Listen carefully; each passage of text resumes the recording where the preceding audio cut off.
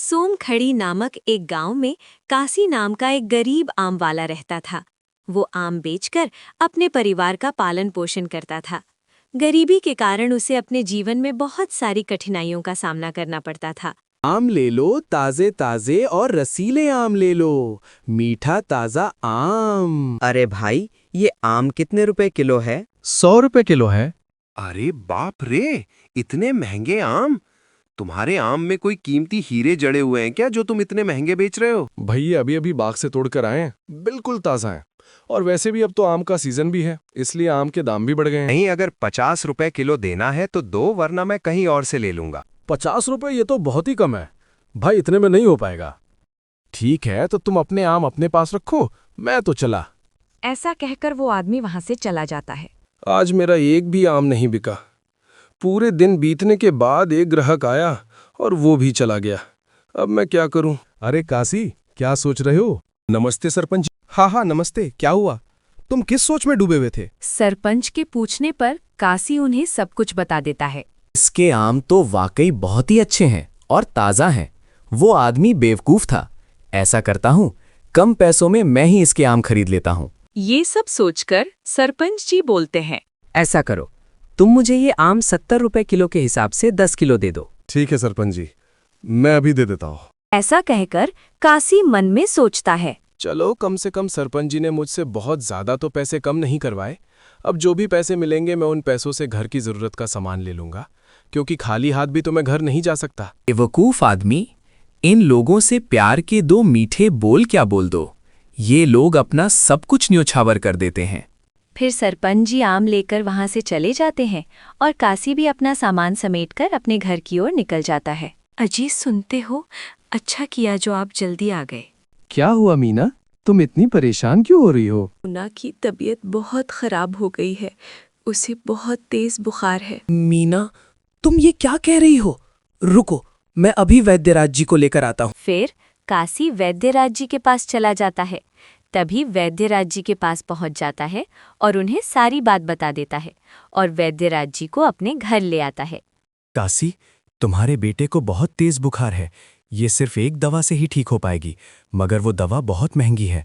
उसमें जिन जड़ी बूटियों का प्रयोग किया गया है वो आसानी से नहीं मिलती। वैद्यराज जी, आप पैसों की चिंता मत कीजिए, बस आप मेरे बेटे को ठीक कर दीजिए। फिर वैद्यराज जी बेटे को दवाई दे देते हैं और अपने घर चले जाते हैं। सुनते हो जी, आपके पास इतने सारे पैसे कहाँ से आए? आज सरपंच जी ने मुझसे काफ़ी ज़्यादा आम खरीद लिए थे। ये पैसे वहीं से आए थे। इसका मतलब सारे पैसे बेटे की दवाइयों पर लग गए। हाँ मीना, अब मेरे पास कुछ भी नहीं है। फिर ऐसे ही कुछ दिन बीत जाते हैं और काशी का बेटा ठीक हो जाता है और उधर काशी के आम की बिक्री दिन ब दिन कम होती जा रही थी। वो रोजाना केवल 100 रुपए या 150 रुपए ही कमा पाता था। तो फिर एक दिन मीना बोलती है, अजी, सुनते हो? आज तो घर में कुछ भी खाने को नहीं है। तुम चिंता मत करो मीना, मैं कुछ इंतजाम करता हूँ। बस भगवान आज अपनी कृपा दे और मेरे सारे आम बिक जाएं। ठीक है मीना, मैं आम बेचने चलता हूँ।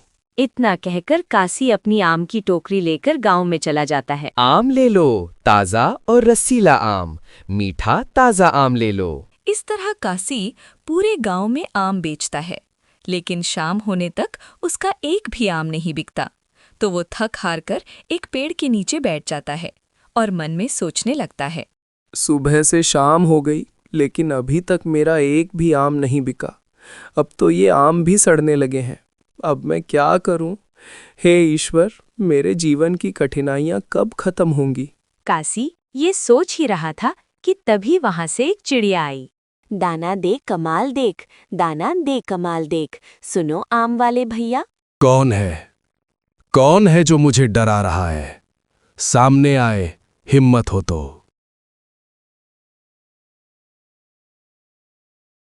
अरे बाप रे, बोलने वाली चिड़िया, ये कैसे हो सकता है? मैं कोई साधारण चिड़िया नहीं हूँ, मैं तुम्हारे भाग्य खोल दूंगी। बस मुझे कुछ खाने को दे और कमाल देख। क्षमा चाहता हूँ चिड़िया रानी, अभी मेरे पास कुछ भी देने के लिए दाने नहीं है और ना ही मेरे घर में आटा या कोई अनाज है जो मैं तुमको दे सकूं, और ना ही मैंने आज सुबह से कुछ कमाया है। मेरे पास तुमको देने के लिए कुछ भी नहीं है। आम वाले भैया, क्या तुम मुझको आम दे सकते हो? चिड़िया की ये बात सुनकर काशी अपने मन में सोचने लगा। ये आम तो मैं चिड़िया को दे ही सकता हूँ। वैसे भी शाम हो गई है और इनके बिकने की उम्मीद भी नहीं है। वैसे भी ये खराब हो जाएंगे। इससे अच्छा है कि किसी के पेट में चले जाएं, तो ज्यादा अच्छा होगा। हाँ चिड़िया रानी, मैं तुमको ये आम दे सकता हूँ, तुम खा सकती हो। पर मेरी एक बात माननी होगी, तुम मेरे साथ चलोगी मेरे घर, ठीक है? काशी की ये बात सुनकर चिड़िया रानी बोली, हाँ ठीक है, मैं तुम्हारे साथ चलूंगी। काशी चिड़िया को लेकर अपने घर की तरफ निकल पड़ता है।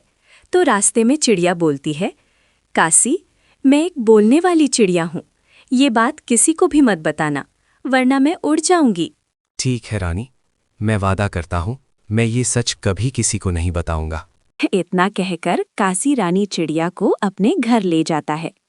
अजी, आप इस चिड़िया को कहाँ से लेकर आए हो? मीना, ये चिड़िया अब से हमारे साथ ही रही थी। आप इस चिड़िया को घर क्यों लेकर आए हो?